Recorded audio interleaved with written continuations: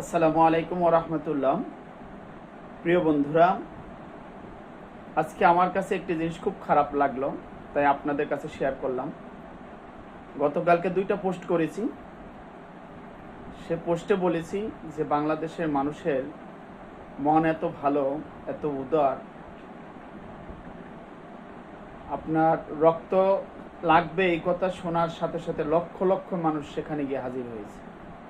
কিন্তু এই মানুষের ভিতরে, ভালো মানুষের ভিতরে যে কিছু খারাপ মানুষ আছে, সেটা ওই তখনই আমরা প্রমাণ পেলাম।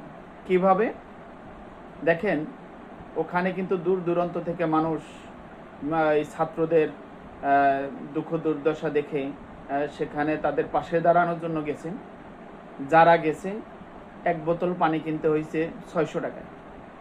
এটা কেমন কথা? 1 বোতল 2 লিটারের পানি যদি 600 টাকায় কিনতে হয়, তা সেখানে কোনো মানবতা হলো? প্রিয় ছাত্র ভাইরা এবং প্রিয় প্রশাসন, আপনারা তো এই বিষয়গুলো দেখতেছেন। আবার অনেক সময় দেখা গেছে যে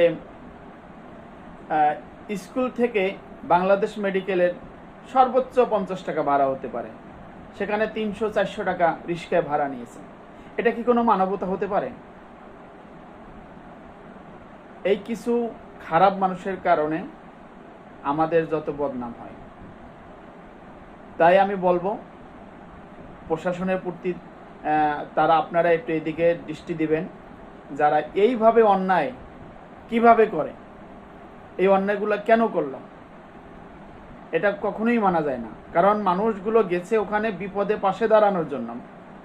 যে স্টুডেন্টগুলা আগুনে পুড়ে গেছে, তাদের দেখতে, রক্ত দেওয়ার জন্য বিভিন্ন কারণে সেখানে চলে গেছে।